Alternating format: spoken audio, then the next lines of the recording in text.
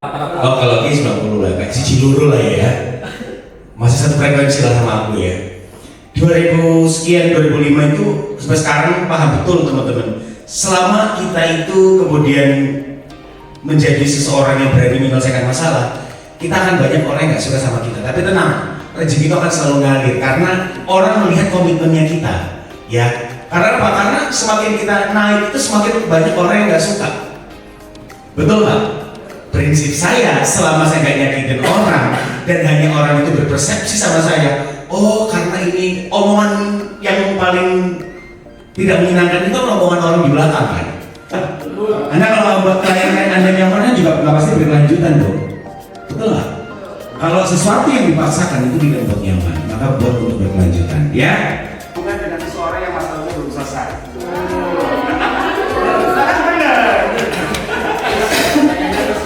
Bener nggak? Soalnya Anda, ini saya alami loh di internal saya. Kalau kemudian nggak beres dan saya lagi nggak klik dan nggak cocok dan banyak konflik, di eksternal saya pun juga akan ke bawah.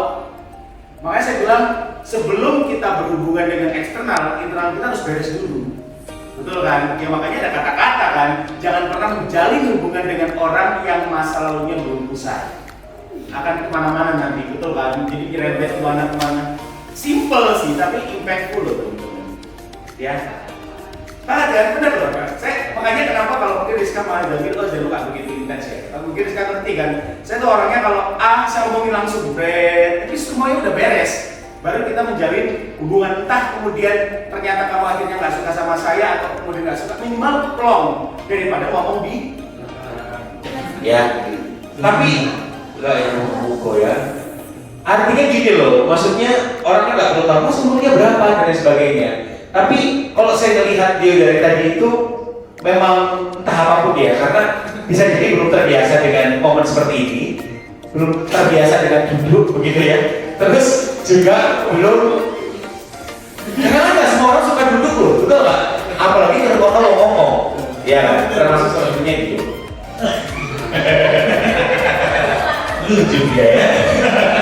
Oke, coba ini. Oke, pertama eye contact ya. Oh, kalau saya nggak pede lihat mata, lihat apa? Sekarang kalau kita lihat jadi orang, jadi orang sopan nggak? Nggak sopan. Orang pasti begini-gini. Pasti mikir ya kan? Kita lihat rambut itu kan, rapi nggak ya? Rapi ya, gitu kan? Mau nggak harus mata? Karena dari mata ke hati. Mbak suruh maju gitu ya. Karena Anda sudah mengalami titik kebosanan yang cukup signifikan di sini. Betul? Iya, makanya bosan itu memunculkan rasa responnya. Saya lihat dari mana? Saya tuh peka. Kan saya bilang, micro expression saya mainkan tuh. Anda kalau sudah mulai coret-coret yang namanya kardus ini, ya kan? Yang mulai ABCD. Coba di situ kardusnya dia ada tulisan-tulisan nggak? Iya kan? Terus mata itu isi hati dokter. Anda melihat nggak mata saya ini berbicara? Nah, sama ini begini dokter Anda. Saya bilang nggak salah. Cuma apa yang Anda nilai? Personal, sosial, saya ulangi lagi, personal, sosial, profesional. Bagi tiga kehidupan kita, biar kita tuh tahu bagaimana menempatkan diri yang tepat. Oke, personal, pribadi kita satu sama lain. Boleh Anda mau seperti apa tingkah laku attitude-nya begitu. Saya juga begitu di arah profesional pasti saya akan tegas ABCD. Tapi di personal saya orangnya lebih kemudian guyonan dan lain sebagainya. Sama teman-teman. Ya di lingkup sosial dan profesional, tapi nggak boleh disamaratakan ya.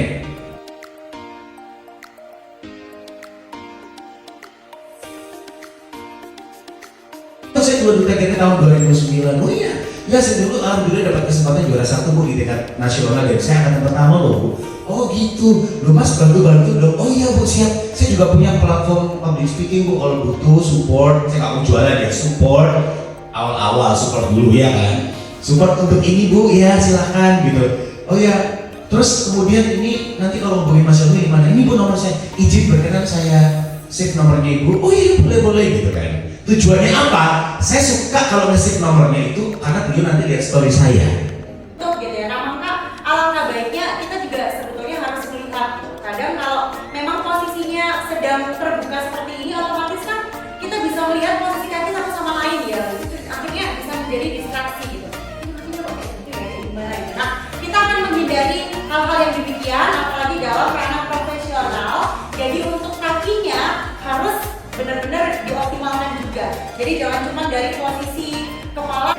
Iya, jadi saya mau ini chat catering ini saya sama siapa ya yang tidak ada sama Mbak?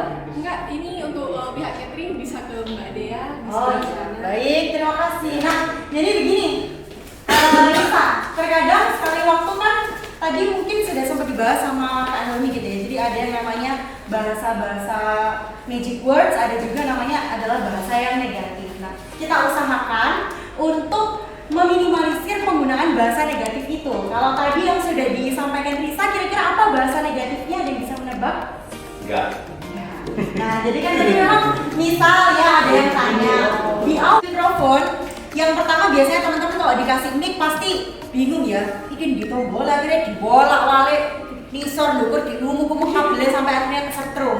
Jangan sampai ya. Nah teman-teman, namanya mikrofon itu ya, tombol on off-nya, tombol powernya kalau nggak ada di bagian badan mic-nya ini, kalau nggak gitu biasanya kan di bagian bawah ya. Kalau mic yang wireless biasanya cenderung ada di bawah. Jadi nggak usah bingung. Sekarang di sini saya akan menyapa seluruh vendor yang ambisiusnya telah hadir pada rapat final meeting hari ini. Dan setelah itu saya akan memperkenalkan kedua mempelai beserta keluarga besar dari mempelai wanita.